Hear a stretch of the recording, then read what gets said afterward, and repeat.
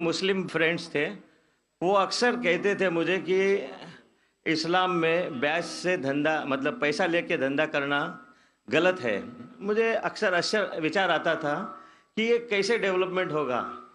لیکن آج کا پریزنٹ سینیریو پورے دنیا کا دیکھتے ہوئے ایک ماننا پڑ رہا ہے کہ جس نے اپنا گھر گروی رکھ کے قرض لیا اور پروفٹ جس میں ملتا ہے اس شیئر بازار میں لگایا، ان کا گھر بھی تباہ ہو گیا. یہ جو سائنس آج آپ نے بتایا کہ اسلام ایک سائنس ہے، جیسے سائنس کے اوپر بھی کام کرتا ہے، تو یہ جو بات انہوں نے آج کے 1400 سال پہلے اگر کہی ہوگی کہ بیاج لینا غلط ہے، حرام ہے، اس کے پیچھے اس کی کیا فلسفی تھی، یہ میں جاننا چاہوں گا سر. بھائی صاحب نے بہت اچھا سوال پوچھا کہ اسلام میں ان کے بہت سے دوست مسلمان دوست کہتے ہیں کہ بیاج لینا حرام ہے. وہ یہ نہیں جانتے تھے کیوں حرام ہے، لیکن ابھی پتہ چلا کہ جو دنیا کی حالت ہے اکنامک میلٹ ڈاؤن میں، وہ جاننا چاہتے ہیں کیوں یہ حرام ہے.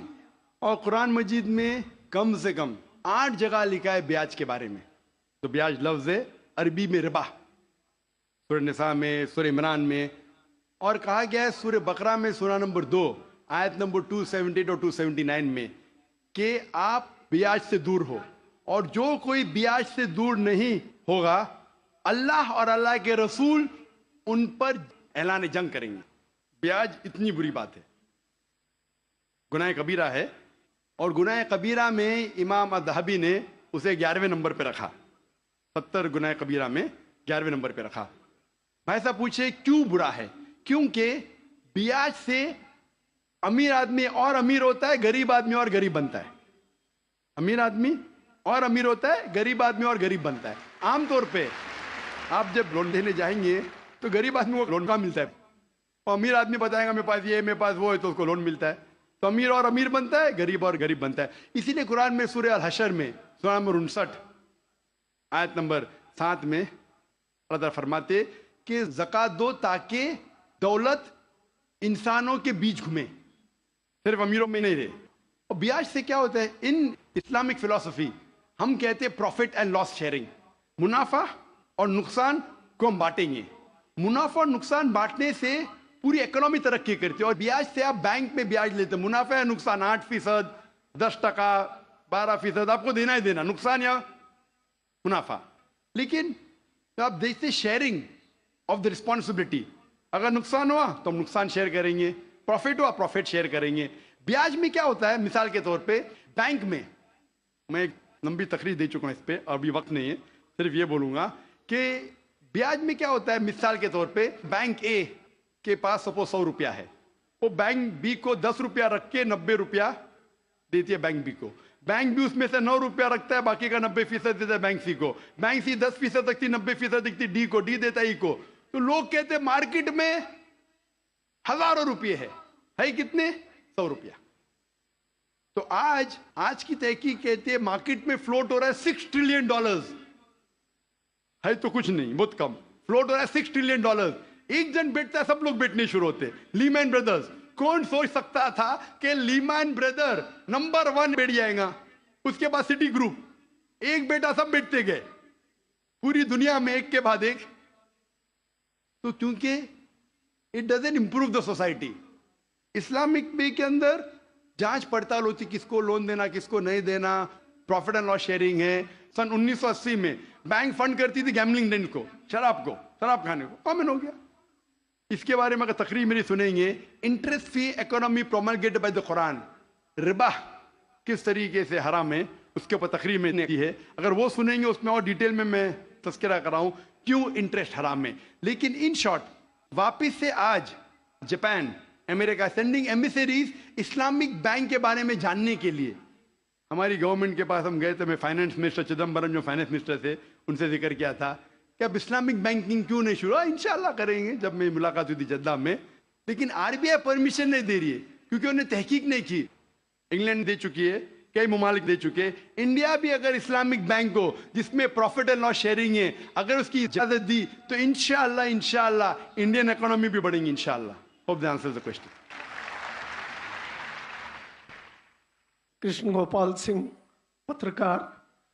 میں ودوان श्री नाइक साहब से ये जानना चाहूँगा कि आज के आतंकवाद पर इस्लाम का क्या नज़रिया है।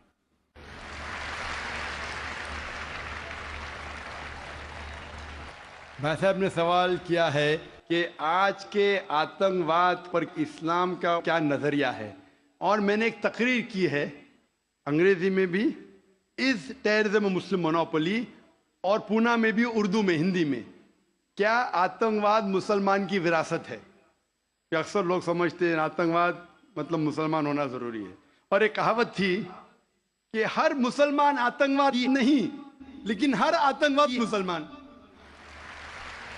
तो इस जुमले के वजह से मैं तकरीर की थी, वक्त की किल्लत है अभी, लेकिन आपने कहा कि आतंकवाद पर इस्लाम का क्या नज़रिया है।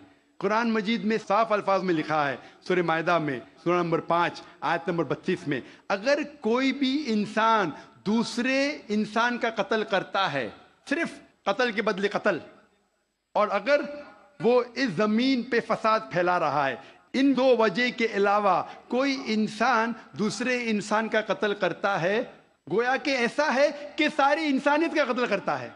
कोई भी इंसान दूसरे इंसान का कत्ल करता है, मासूम, चाहे वो मुसलमान हो या गैर मुसलमान हो। अगर कोई इंसान दूसरे इंसान का कत्ल करता है, चाहे मुसलमान हो या गैर मुसलमान हो, अगर मासूम इंसान का कत्ल करता है, तो कुरान की आयतें गोया कि वो सारी इंसानियत का कत्ल कर रहा है। और अगर वो एक मासूम इंसान की जान बचाता है, चाहे मुसलमान या गैर मुसलमान हो, गोया कि वो सारी इंसानियत की जान बचा रहा है। तो मुख्तसर सा ये जवाब है, अगर कोई मासूम लोग का कत्ल कर रहा है, इस्लाम में हराम है। मिसाल के तौर पे 9/11 3,000 से ज्यादा लोग का कत्ल हुआ ट्विन टावर के अटैक में। जो लंदन बॉम्बिंग हुए 50 से ज्यादा लोग मरे।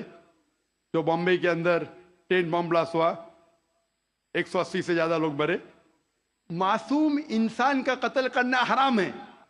ये सारे जितने अटैक्स है, किसने क्या मैं जानता नहीं हूं। मीडिया कहती हो सकता है मुसलमान, मेरे पास कोई सबूत नहीं है। जिसने भी किया उसने गलत किया, चाहे वो मुसलमान ने किया गैर मुसलमान ने किया। लेकिन अब तक ये सारे अटैक्स का कोई सबूत नहीं है कोई भी गवर्नमेंट के पास, ना यूएसए के पास, ना यूके के पास, ना इंडिया के पास। प्राइम सस्पेक्ट कहते हैं। लेकिन जिसने भी ये कत्ल किया, चाहे मुस्लिम है गैर मुस्लिम है, वो हराम है। लेकिन साथ साथ मुझे ये भी कहना है कि हजारों लोग जब अफगानिस्तान में उनका कत्ल हुआ बॉम्ब के जरिए, प्लेन के जरिए बॉम्ब गिराए गए, वो बॉम्ब जाके नीचे और बॉम्ब बनते हैं। इराक में लाखों लोग का कत्ल हुआ, अफगानिस्तान में, इराक में, ये बड़े दहशतगर्द है। और हजारों लोग का कत्ल किया जो गुजरात में हुआ। जब हम कहते हैं कि 9/11 को आप गलत कहो, ट्रेन बॉम्बिंग इन लंदन गलत कहो, जो बॉम्बिंग बॉम्बे में हुई वो गलत है, उसके साथ साथ ये भी कहो कि अफगानिस्तान में लाखों लोग का कत्ल हुआ वो भी गलत है, इराक में जो लाखों लोग का कत्ल हुआ वो भी गलत है, जो मासूम लोग का कत्ल हो रहा है पैलेस्टाइन में वो भी गलत है। हमें डबल स्टैंडर्ड नहीं करना चाहिए। पैलेस्टाइन में हो रहा है, मासूम लोग का कत्ल हो रहा है, बच्चे लोग का कत्ल किया जा रहा है, वो यूएनओ नहीं बोलती है दहशतगर्द। क्यों? Double standard. तो जो भी मासूम इंसान का कत्ल कर रहा है, चाहे वो मुसलमान हो या गैर मुसलमान हो, वो दोषी है और हराम है। इस्लाम इसकी सख्त मुखालिफत करता है।